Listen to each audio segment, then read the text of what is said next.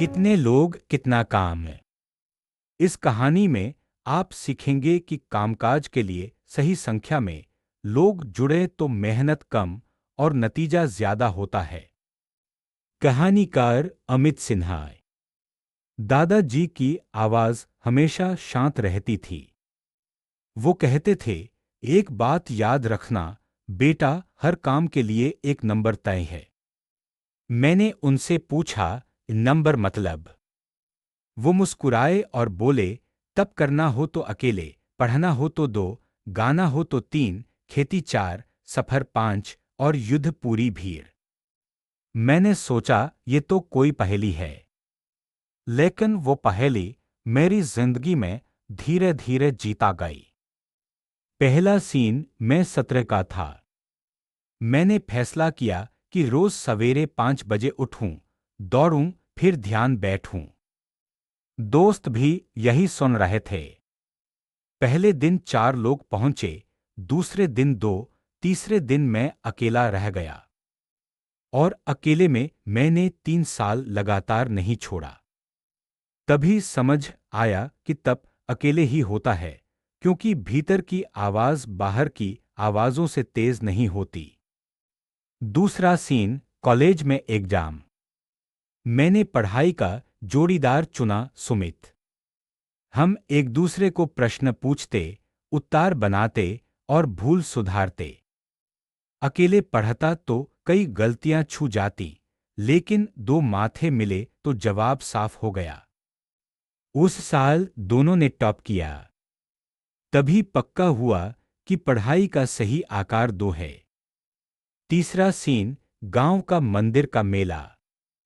Mummy बोली, इस बार भजन competition में तुम 3 भाई बहन जाओगे। हम तीनों ने मिलकर गीत सजाया, एक ने तान, दूसरे ने सारंग, तीसरे ने ताल। स्टेज पर जब हमने गाया तो लोगों ने ताली बजाई और हम पहले नंबर पर आए। 2 लोग भी होते तो कोई गाना, कोई संभालता, पर 3 लोगों में एक पूरा संगीत होता है। चौथा सीन खेत की जुताई। हमारे पास 4 बीघा जमीन। पापा ने कहा, इस बार गेहूं की बुआई 4 लोग मिलकर करेंगे।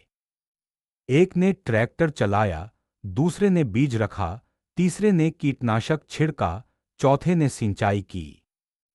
फसल लहलाई और लागत भी कम आई। समझ आया कि खेती 4 कंधों पर ठीक बैठती है। पांचवां सीन ट्रेकिंग ट्रिप। हम पहला चंद्रबिंदु कानदचा दोस्त निकले पहाड़ियों में। एक ने नकदी रखी, दूसरे ने खाना, तीसरे ने टेंट, चौथे ने मैप, पांचवें ने फसल। रास्ते में भूल गए तो कोई भूखा न रहा, कोई घायल हुआ तो दवाई मिली। 4 लोग होते तो कोई चीज बचती, पर 5 लोगों में सुरक्षा भी है और मजा भी। छठा सीन युद्ध नहीं पर लग गया जैसे। गांव में पानी का झगड़ा उभरा, सरकारी नलकूप न बना तो खेत सूखते। पूरा मोहल्ला इकट्ठा हुआ, बूढ़े भी बच्चे भी। हमने मिलकर पंचायत लिखाई, जमीन खुदाई और तालाब बनवाया।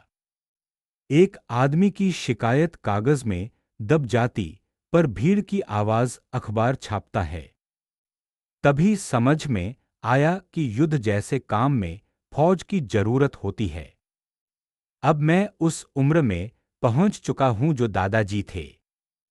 रात को बरामदे में बैठता हूं तो याद आता है हर सीन, हर संख्या। एक बार हमारे शहर में स्टार्टअप वाले लोग आए।